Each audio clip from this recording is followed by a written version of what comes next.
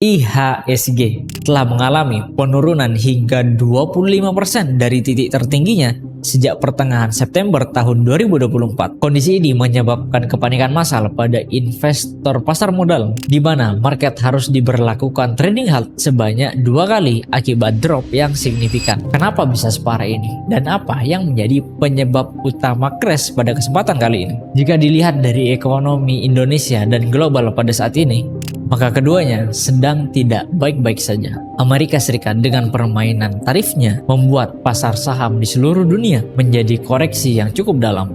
Terutama negara yang dikenakan tarif cukup tinggi seperti halnya Indonesia di angka 47%. Lalu pertanyaannya, apakah benar penurunan IHSG ini karena kondisi ekonomi negara kita yang memburuk pasca pelantikan Presiden terpilih Pak Prabowo yang diperparah dengan kebijakan tarif pajak dari Trump? Atau karena IHSG crash itu suatu keharusan demi tujuan lain yang lebih besar? Let's see.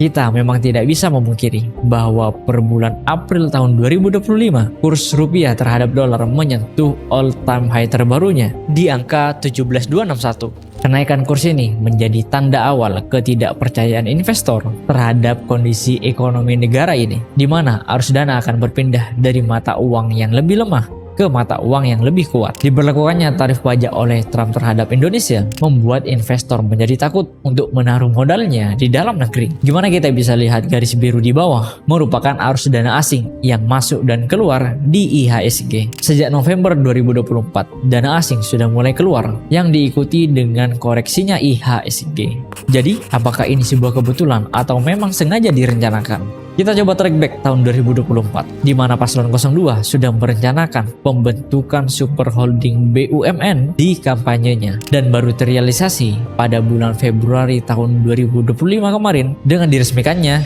Danantara. Pemerintah ingin Danantara menjadi SWF atau Sovereign Wealth Fund untuk mengelola dan menginvestasikan dana sebesar 900 miliar US dollar demi mencapai target pertumbuhan ekonomi Indonesia sebesar 8% selama 5 tahun ke depan. Dan ini merupakan target yang sangat tinggi untuk seseorang yang baru duduk di singgasana barunya. Sebagian dari dana super ini dialokasikan ke 13 perusahaan BUMN terbuka yang tentunya untuk mengincar dividen yield. Lalu disinilah kita pakai paradigma yang berbeda untuk menjawab pertanyaan di font merah. Dalam pasar modal Indonesia, kita tidak dapat mengelak bahwa pergerakan saham terbesar di Indonesia atau biasa yang disebut dengan Big Four dikontrol oleh investor asing sebagai pemegang saham mayoritas. Pemerintah lewat Danantara tentu ingin dividen yield yang diperoleh dari ke-13 saham tersebut menjadi lebih besar daripada sebelumnya.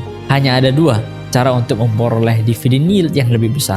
Yang pertama, pemerintah benar-benar mengurus operasional dan semua yang ada di perusahaan tersebut agar perusahaan memperoleh net profit setinggi-tingginya. Namun, mengembangkan perusahaan tidak semudah membalikkan telapak tangan. Butuh waktu lama, bertahun-tahun untuk menggunakan cara ini. Dan tentunya tidak cocok dengan target pertumbuhan 8% yang hanya dalam jangka waktu 5 tahun.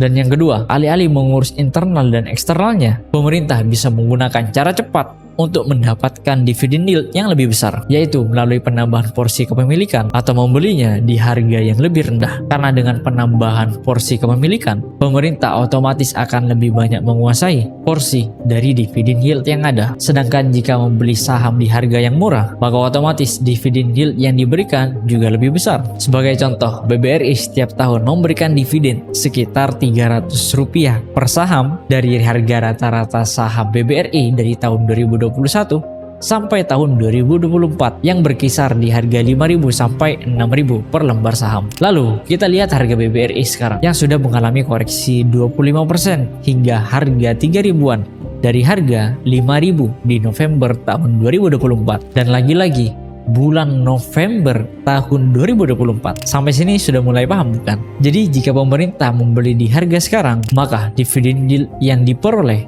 bisa mencapai 8-10% dari yang sebelumnya hanya di angka 3-5% jika harga BBRI tidak diturunkan di harga 6.000-an. Makin turun harga saham ke 13 perusahaan yang akan dipegang oleh Danantara tersebut, maka potensi untuk mendapatkan tambahan dividen yield semakin besar. Dengan catatan mereka melakukan buyback di harga serendah-rendahnya. Dengan cara ini, tentu target pertumbuhan 8% menjadi lebih realistis daripada hanya sekedar omong-omong belaka. Pertanyaan terakhir, jika ada pihak yang mau membeli, pasti ada pihak yang mau menjual, bukan? Hukum basic lah di ekonomi, hukum supply and demand. Lalu siapa yang akan menjual sahamnya di harga bawah dan menjual dalam keadaan rugi besar? Yap, seharusnya jawabannya sudah kalian ketahui. Kisi-kisinya. Dan saya kasih tahu juga, main-main saham itu kalau orang kecil ya pasti kalah. Itu untuk orang kecil itu biasanya sama dengan judi itu.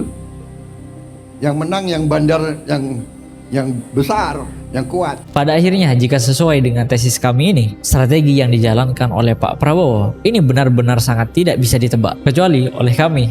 Enggak lah, bercanda. Kecuali orang-orang yang sudah paham akan hal ini. Permainan nakal atau kotor itu tergantung dari kalian yang menilai ini. Bagi yang tidak terjun di pasar modal, ini fine-fine saja.